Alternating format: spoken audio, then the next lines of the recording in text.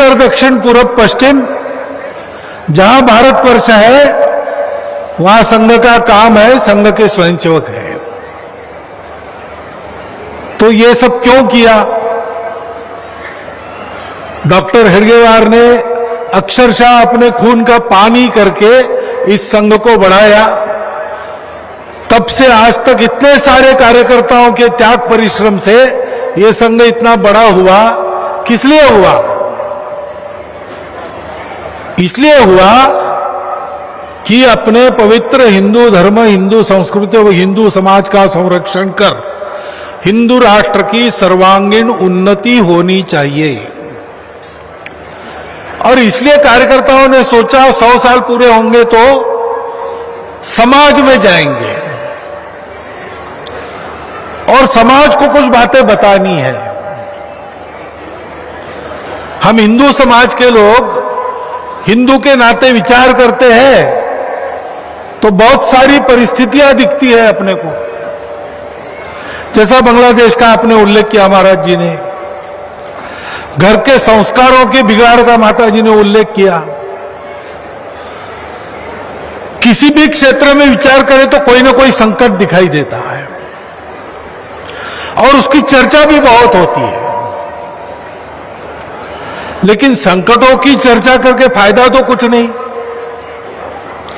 संकटों का हिसाब किताब ध्यान में आ गया, इतनी चर्चा कर ली तो पर्याप्त है।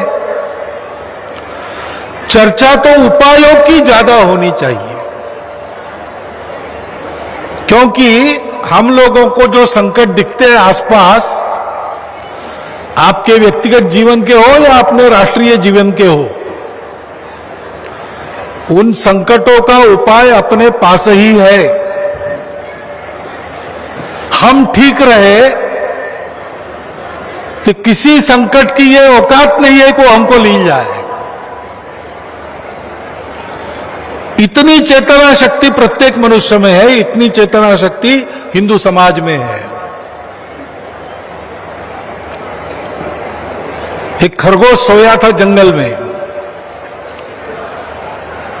तो तार के पेड़ का सूखा पत्ता ऊपर से गिरा खड़क से।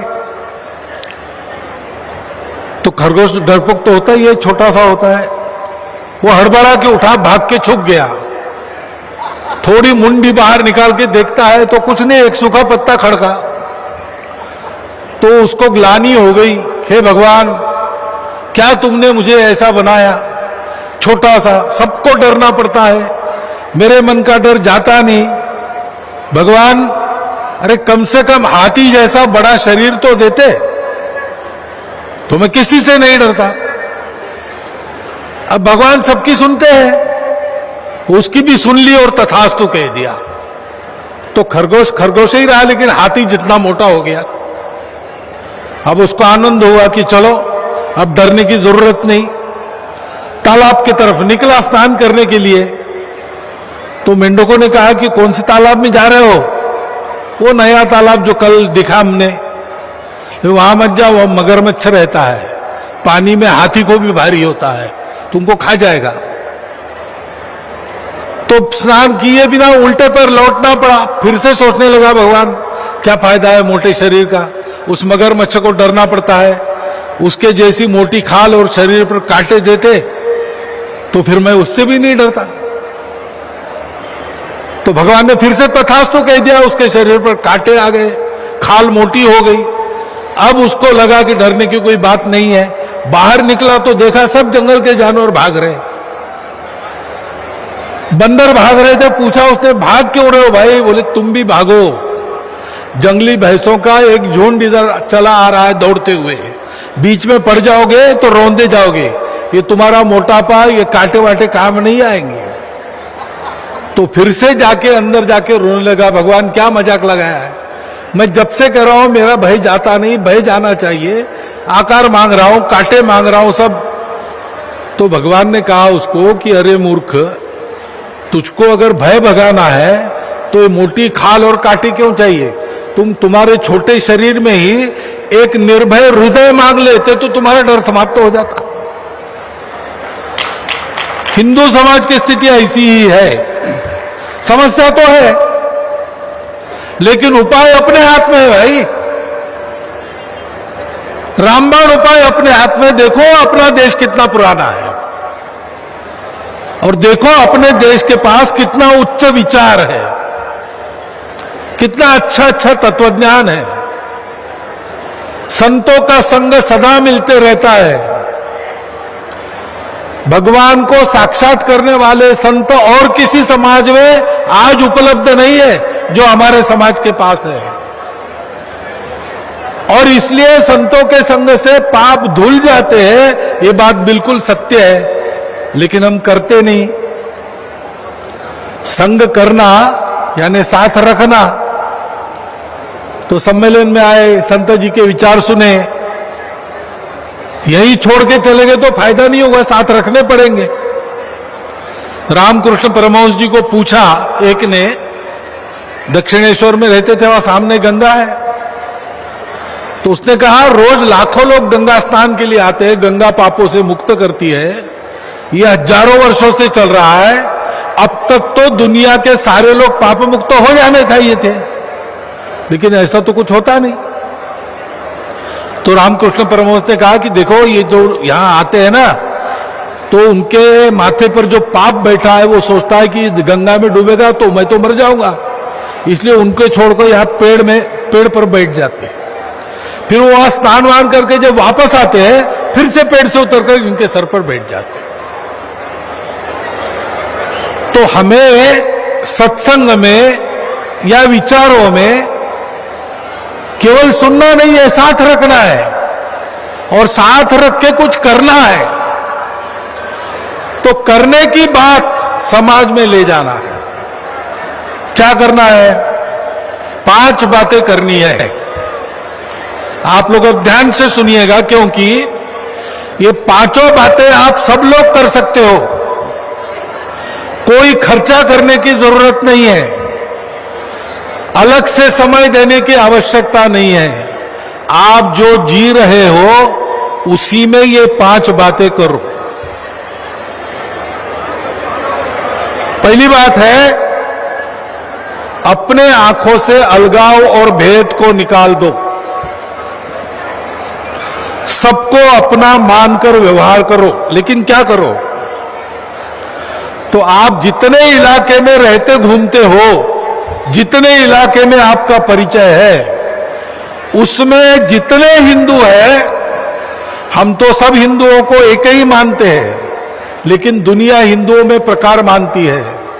जो महाराज जी ने कहा कि जात पात भाषा प्रांत पंथ, दुनिया जितने प्रकार की मानती है उसमें, उन सब में मेरे अपने दोस्त होने चाहिए और हमारे घर के मित्र घर उन सब लोगों में होने चाहिए। नित्य आना जाना, उठना बैठना, खाना पीना, सुख दुख में सहभाग, जैसे मित्रों का आपस में होता है, मित्र कुटुंबों का आपस में होता है, वैसा हमारा होना चाहिए। आज से शुरू कीजिए। जात नहीं देखना, पात नहीं देखना, कितना पैसा कमाता है नहीं देखना, भाषा कौन सी नहीं देखना, सब अपने हैं। सब भारतवासी मेरे अपने हैं, पूरा भारत मेरा अपना है। और इसलिए केवल भाषण नहीं दूंगा, मैं अपने मित्र सब लोगों में बनाऊंगा। इसको कहते हैं सामाजिक समरसता। मन का भाव सबको अपना मानता है, किसी को पराया नहीं मानता। दिखते हैं लोग अलग वेश पहने हुए दिखते हैं, अलग भाषा बोलते हुए सुनाई देते हैं, लेकिन ये सब होने के बाद भी मैं आपके अंदर जो बैठा है घट-घट में राम, उसको देखता हूं और कहता हूं कि जो मुझ में है वो आप ही में है, और इसलिए आप अलग नहीं हो। सब मेरे अपने, ऐसा व्यवहार करना सीधा। और अगर ऐसा व्यवहार करने वाले लोग, उनका विचार आपके क्षेत्र में प्रभावी है, तो अपने क्षेत्र में जो पानी है, पानी की व्यवस्था है, तालाब है, कुएं है, दर्शन की व्यवस्था है, मंदिर है, मठ है,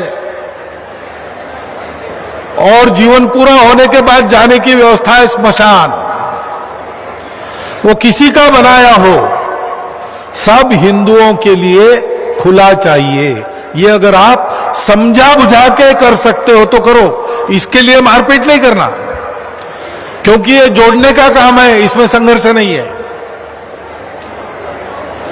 दूसरी बात जो कही गई, व्यसन वगैरह वगैरह सारी बातें, आदमी जब दुनिया में अकेला पड़ जाता है तो व्यसनों में ज्यादा फंसता है।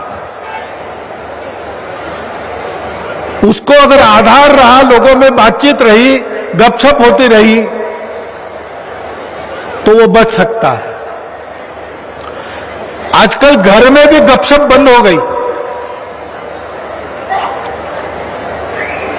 और इसलिए अपने घर में एक दिन, सप्ताह में एक बार, शाम के समय तय करके सब लोगों ने घर में रहना।